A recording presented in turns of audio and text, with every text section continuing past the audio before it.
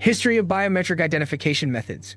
In recent years, biometric authentication has entered the mainstream. Facial recognition on smartphones, technology to speed up the experience at the airport, fingerprint access to online banking apps, or even biometric payment cards, the examples are endless.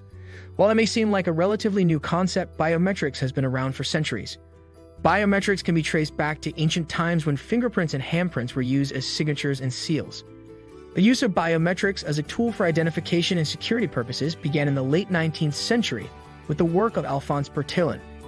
In 1879, the French police officer developed a system of anthropometry, which involved measuring various physical features such as height, weight, and the size of the head, arms, and feet to identify criminals. This system was widely used by police departments around the world and was considered the gold standard for identification until the early 20th century.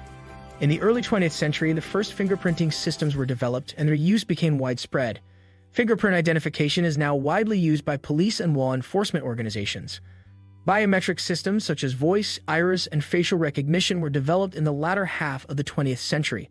These technologies became commercially viable in the 2010s and widely used since then. Today, biometrics is used in a wide range of applications, including border control, law enforcement, access control, and identity verification. Biometric systems have become increasingly sophisticated with the use of advanced algorithms, machine learning, and artificial intelligence. Watch this video to see how biometric technology evolved or download our infographic. Where it began. While the earliest accounts of biometrics can be dated as far back as 500 BC in the Babylonian Empire, the first record of a biometric identification system was in the 1800s in Paris, France. Alphonse Bertillon developed a method of specific body measurements for the classification and comparison of criminals. While this system was far from perfect, it got the ball rolling on using unique biological characteristics to authenticate identity. Fingerprinting followed suit in the 1880s, not only as a means of identifying criminals, but also as a form of signature on contracts. It was recognized that a fingerprint was symbolic of a person's identity and one could be held accountable by it. Though there are debates on who exactly instigated fingerprinting for identification, Edward Henry is known for the development of the fingerprinting standard called the Henry Classification System. This was the first system for identification based on the unique architectures of fingerprints. The system was quickly adopted by law enforcement, replacing Bertillon's methods, becoming the standard for criminal identification. This began a century's worth of research on what other unique physiological characteristics could be used for identification. The biometric boom. Within the following century, biometrics grew exponentially as a field of research. There were so many advances within the 1900s that it'd be crazy to try and list them all, so here are the highlights from the second half of the century. In the 1960s, semi-automated facial recognition methods were developed, requiring administrators to analyze facial features within an image and extract usable feature points. Much more manual than the ones we can use to open our phones. By 1969, fingerprint and facial recognition were so widely used in law enforcement that the FBI put funding towards developing automated processes. This was a catalyst for the development of more sophisticated sensors for biometric capture and data extraction. In the 1980s, the National Institute of Standards and Technology developed a speech group to study and push forward the processes for speech recognition technology. These studies are the basis for the voice command and recognition systems we use today. In 1985, the concept that much like fingerprints, irises were unique to everyone was proposed, and by 1994, the first iris recognition algorithm was patented. In addition, it was discovered that blood vessel patterns and eyes were unique to everyone and were used for authentication as well. In 1991, facial detection technology was developed, making real-time recognition possible. While these processes had many faults, they skyrocketed interest in face recognition development. By the 2000s, hundreds of biometric authentication recognition algorithms were functional and patented within the USA. Biometrics were no longer being implemented in just large corporations or government setting. They were sold in commercial products and were implemented at large-scale events like the 2001 Super Bowl. Then to now, in the past 10 years alone, research in biometric technology has continued to advance at a rapid rate.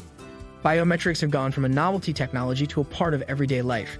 In 2013, Apple included fingerprint to unlock the iPhone, beginning the wide acceptance of biometrics as a means of authentication. Nowadays, most mobile phones have biometric capabilities and many apps use biometrics as an authenticator for everyday functions.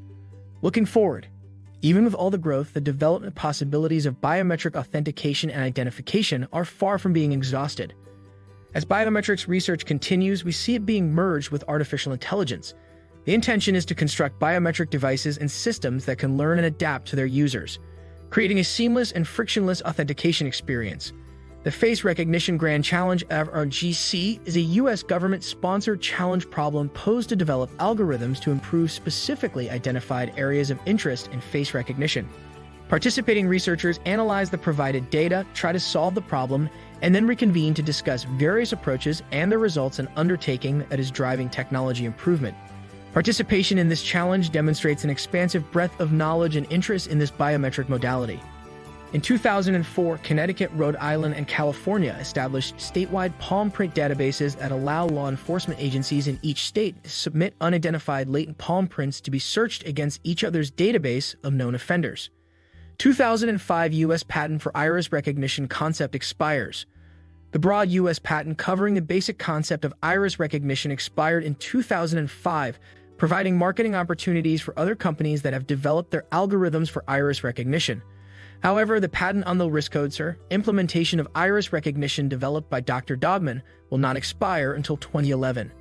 2005 Iris on the Move is announced at the Biometrics Consortium Conference.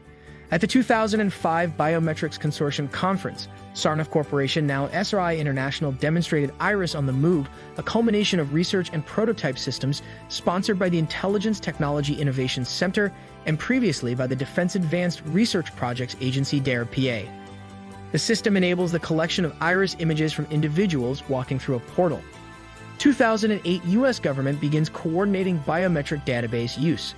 Finger image and facial quality measurement algorithms and related toolset development were finalized. An iris quality measurement algorithm was also developed.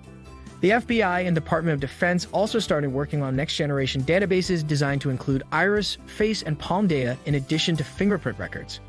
The Department of Homeland Security denied an individual entry into the U.S. after cross-matched biometric data identified the individual as a known or suspected terrorist. 2010, U.S. national security apparatus utilizes biometrics for terrorist identification.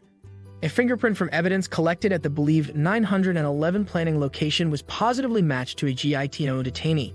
Other fingerprints were identified from items seized at other locations associated with 911. 2011, biometric identification was used to identify the body of Osama bin Laden.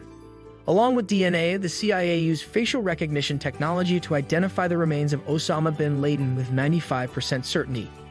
2013, Apple includes fingerprint scanners in consumer-targeted smartphones. Touch ID is a fingerprint recognition feature designed and released by Apple Incorporated that was made available on the iPhone 5S, the iPhone 6 and iPhone 6 Plus, the iPad Air 2, and the iPad Mini 3.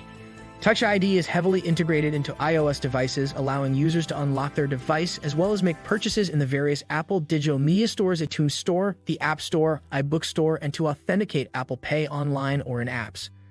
On announcing the feature, Apple made it clear that the fingerprint information is stored locally in a secure location on the Apple A7 and iPhone 5S and iPad Mini 3, A8 and iPhone 6 and iPhone 6 Plus, or a 8X chip, rather than being stored remotely on Apple servers or in iCloud, making it very difficult for external access. As biometrics become more common, the use of identification proxies may cease to exist. When you can use yourself as proof of your own identity, you don't have to carry around keys, cards, or fobs anymore. A future that has a rightfully identified society with frictionless transactions, interactions, and access control could be horizon. Which topics would you like to see covered next? Let us know in the comments below. And as always, thanks for watching.